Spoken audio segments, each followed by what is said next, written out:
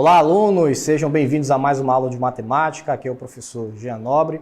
Nós estamos aqui para abordar um novo conteúdo de matemática, tá? Vamos ver, então, o conteúdo da nossa aula de hoje.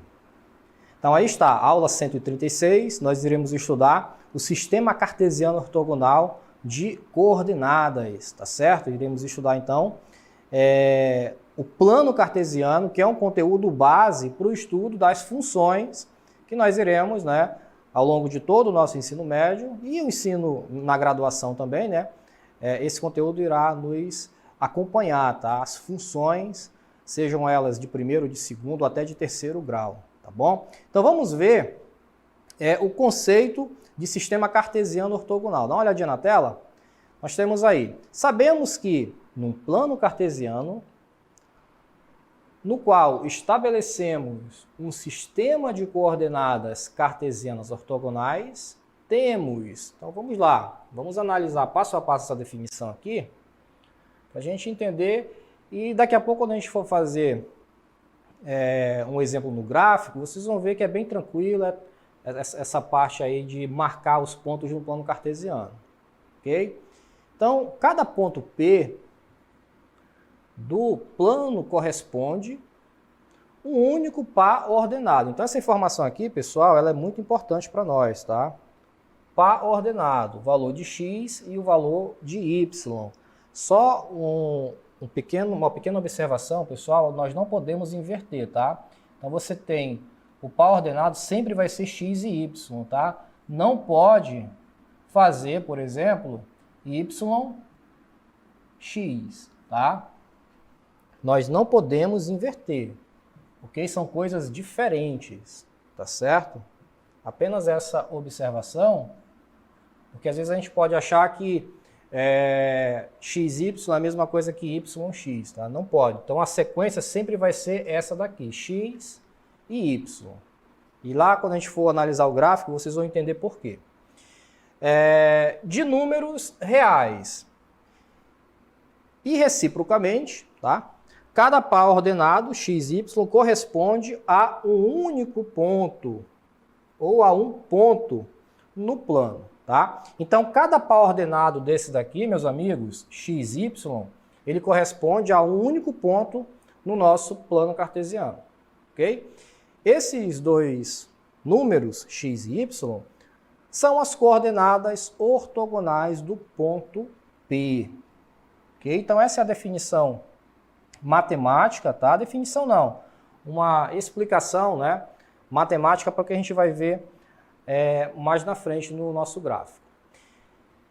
Indica-se que x é a abscissa do ponto P e y é a ordenada do ponto P, também do ponto P. Então, pessoal, olha só, importante a gente entender o seguinte, o x, ele também é chamado de eixo das abscissas. Por que é importante a gente saber disso? Porque quando a gente for fazer algum exercício, alguma prova, enfim, às vezes o avaliador, ele não se refere ao x como x, ele se refere ao eixo das abscissas, tá? Então você tem que relacionar isso, você tem que saber que o x é a mesma coisa que eixo das abscissas, tá certo?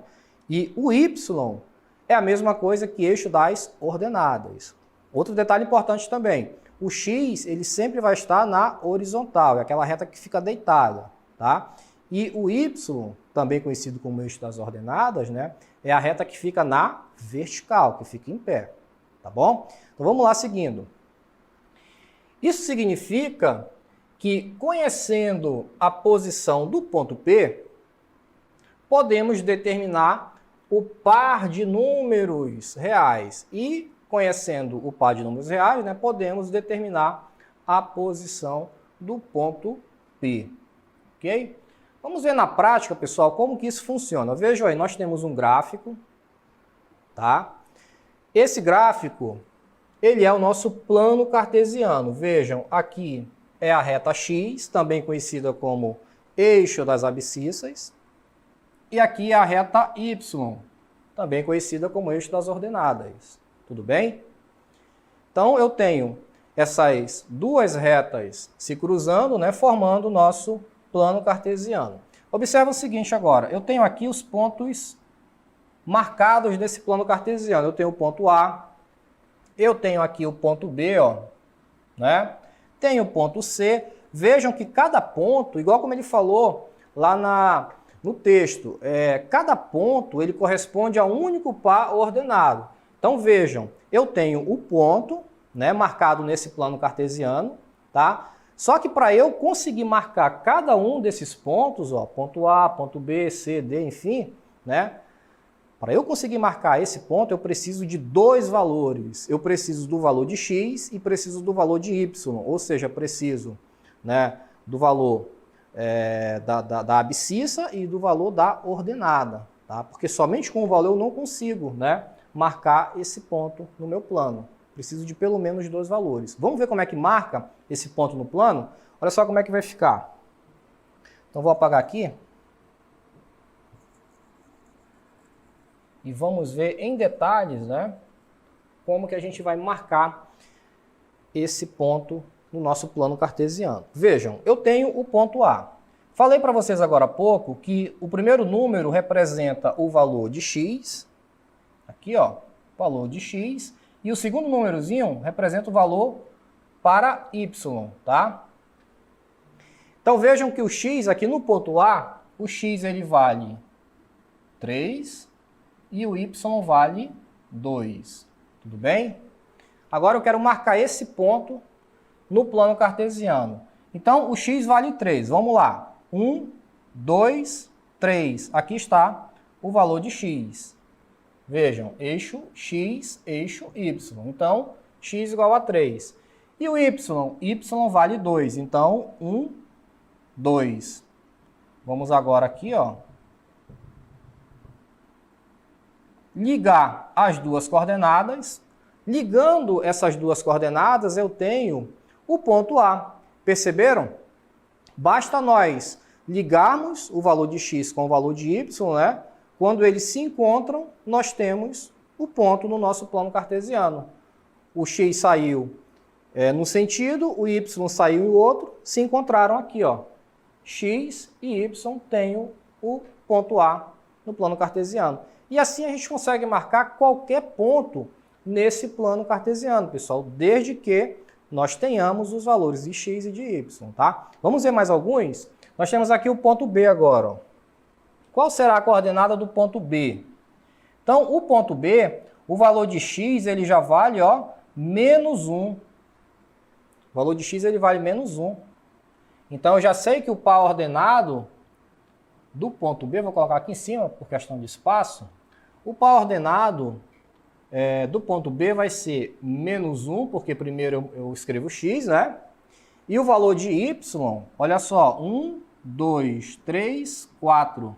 Então, o valor de y é igual a 4. Opa, então o valor de B é menos 1, né? São as coordenadas menos 1 e 4. Então, aí estão as coordenadas do ponto B. Tranquilo demais, né, pessoal? Vamos ver agora o ponto C. O ponto C já está marcada a coordenada. Vamos marcar a coordenada do ponto D agora. O ponto D, vou colocar aqui embaixo. Quem é o valor de x do ponto B? 1, 2, 3, 4. Então, coordenada x é 4, né? 4 positivo. E a coordenada y? Vejam que o y ele já está na parte negativa do gráfico. Então, vai ficar menos 1, menos 2. Olha só, se eu ligar, se eu der sequência, né, a essas duas semirretas, eu tenho o ponto D. Então, o valor de y é igual a menos 2. Então, aí estão as coordenadas do ponto D. 4 e menos 2. Tá certo, pessoal? E assim sucessivamente, tá? Para os demais casos em que nós precisarmos marcar um ponto no plano cartesiano. Vamos ver esse próximo exemplo aqui. Na figura estão representados os pontos. Então, aqui estão, né? Ponto B, por exemplo, né? Ponto B. Ponto B, menos 1 e 4, que foi o que nós acabamos de ver, não foi? Ponto B, menos 1 e 4. Quem mais que nós trabalhamos? O ponto D, ó. Ponto D, x igual a 4, y menos 2, bem aqui. Deu origem ao ponto D. Foi? Olha esse caso aqui da letra E e da letra F. Vejam que na letra E o valor de x é igual a 5. Então eu vou marcar o 5 aqui, ó. 1, 2, 3, 4, 5. Só que o valor de y é 0. Então, como eu não tenho como marcar o 0 no eixo x, isso significa que o ponto E ele vai ficar em cima do eixo x, tá? Isso acontece às vezes, pessoal, da gente só ter um único valor, né, para uma das duas coordenadas. Falei para vocês agora há pouco que a gente precisa de pelo menos 2 valores, né, para que a gente possa marcar a coordenada, marcar o ponto, né, no nosso plano cartesiano, tá? Mas o 0, ele é também um valor. Por isso que nós temos aqui, ó, 5 e 0. Então, como o valor de x é 5, então eu só consigo marcar no eixo x. Quando eu vou marcar o eixo y, que é 0, eu não consigo, ó, né? Então, por isso que acontece de o ponto E ficar exatamente em cima do eixo das abscissas, tá? Do eixo x. A mesma coisa vai acontecer na letra F. Percebam que na letra F o valor de x agora é 0. Se o valor de x é 0, eu não consigo marcar, né, no eixo x. Então eu vou marcar onde? No eixo y. Então vamos lá marcar o 4 no eixo y. Então 1, 2, 3 e 4. Por isso que o ponto F ficou em cima do eixo y. Ok? X e y. Certo, meus amigos? Vamos ver agora uma questão aqui, bem interessante. Uma questão da OBMAP, tá? A linha ortogonal, a linha poligonal, perdão, da figura parte da origem e passa por todos os pontos do plano que tem coordenadas inteiras, não negativas, né? De acordo com o padrão indicado. Vou já mostrar para vocês qual é esse padrão. A unidade de comprimento nos eixos, né, é de 1 centímetro. O comprimento da poligonal da origem até o ponto AB é chamado de longura. Pessoal, essa palavra, ela existe na matemática, tá? Uma palavra estranha para nós, né? Principalmente se tratando de língua portuguesa, mas na matemática ela é utilizada, tá? Utilizada nesse assunto de poligonal. Chamado de longura de AB, que é a mesma coisa que distância, tá? Por exemplo, a longura de 1, 2 é 5 centímetros, tá? E foi só um exemplo que ele deu. Muito bem, então vamos aqui para o nosso gráfico. Determine a longura dos pontos 3 e 2. Percebam, ele quer saber o valor dos pontos 3 e 2. Então, quanto vale o x, pessoal? O x ele vale 3, né? O x ele vale 3 e o y vale 2, né? Então, para isso, eu tenho que acompanhar todo esse percurso, né? Aqui da minha poligonal. Percebam que essa poligonal ela vai fazendo umas curvas, né? Ó, ela vai fazendo umas curvas até chegar no ponto onde eu quero. Vejam, qualquer ponto que eu quiser parar, eu consigo, mesmo sem nenhum tipo de interrupção. Então, eu vou apenas seguindo aqui, né? Esse caminho, tá? Até chegar no ponto onde ele está pedindo a longura ali de cada um. Outro detalhe, percebam que cada distância dessa daqui, ó, vale 1 centímetro, conforme foi dito no enunciado do problema, tá certo? Então, dessa maneira, a gente consegue calcular a longura, né, desses pontos 3 e 2. E um outro ponto também, né, a gente pode até chamar esse ponto aqui de ponto A, ó, 3 e 2. E ponto B, 0 e 4, tá? Então, eu pego as coordenadas que eu tenho, né, e vou traçando todo esse percurso, né, sem fazer nenhuma interrupção, até chegar nas coordenadas que eu preciso ali, tá certo? Nosso tempo já está indo embora.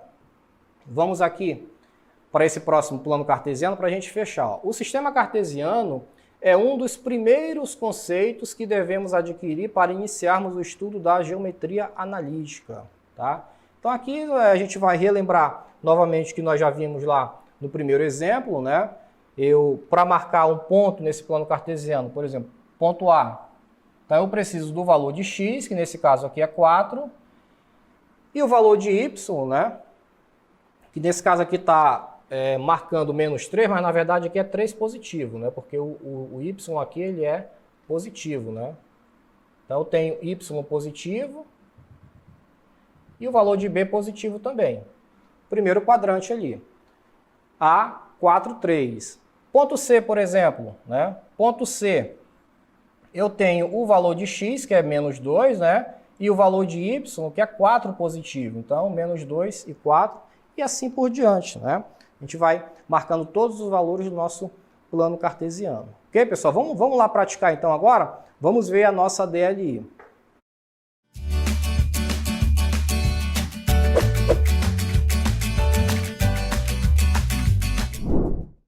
Aí está.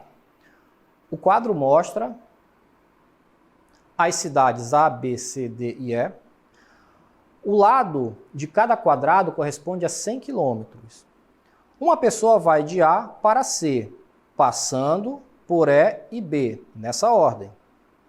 O número de quilômetros que ela percorrerá será de... Então, aí está o gráfico, tá? Vocês vão escolher uma das alternativas aí. Conceito de longura também, tá bom? Vocês vão seguir esse trajeto que ele deu, tá bom? Até chegar nessa pergunta que ele quer que a gente responda. Tudo bem? Então, boa atividade e até logo mais.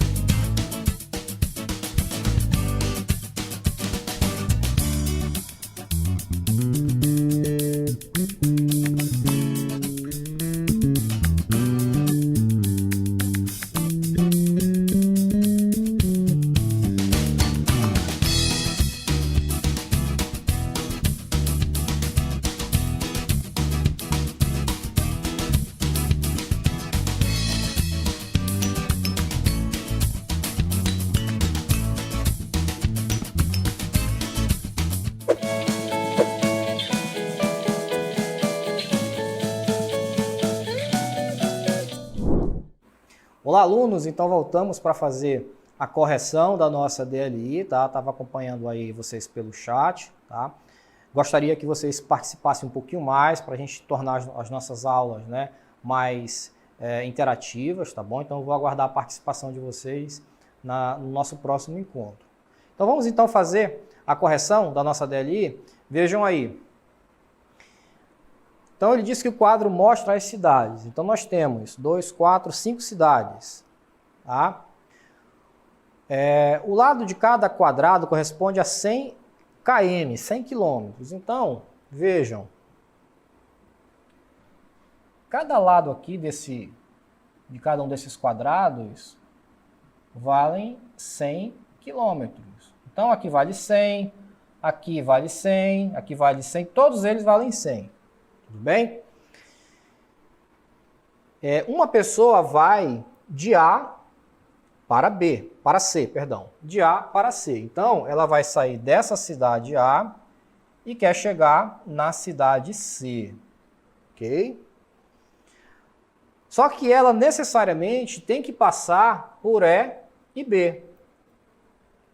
Então, necessariamente, obrigatoriamente, ela tem que passar por E e por B.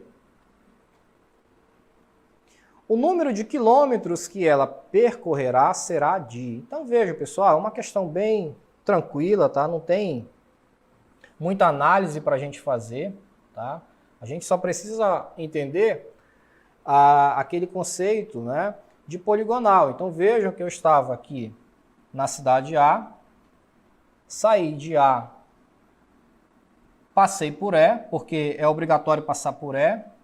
De E, eu não posso seguir aqui, né, para chegar em C. Ele não quer isso, ele quer que a gente passe por E e por B. Então, nesse caso, a gente precisa fazer esse trajeto aqui, ó. B e, finalmente, C. Aí, basta nós contarmos. Eu tenho 100 km nesse quadradinho, mais 100 aqui, 200, 300, 400, 500, 600 e, finalmente, 700. Ou seja, se cada lado do quadrado vale 100 km, né? E eu contei aqui 7 lados, então vai ser 7 vezes 100, que é igual a 700. 700 km. Tá? Então essa vai ser a distância percorrida por essa pessoa. 700 km, letra D. Vamos ver aqui o nosso gabarito comentado, tá? Aqui está o enunciado da questão. Veja o comentário. Para resolvermos essa questão, basta seguirmos a sequência que foi dada na questão, contando de 100 em 100, já que foi dito que cada lado dos quadrados valem 100 quilômetros. A sequência fica A, E, B e C. Logo, 100 vezes 7 é igual a 700, letra D. Ok, meus amigos? Então, essa aí foi a nossa aula de hoje. A gente se encontra aqui numa próxima oportunidade. Um abraço a todos e até lá.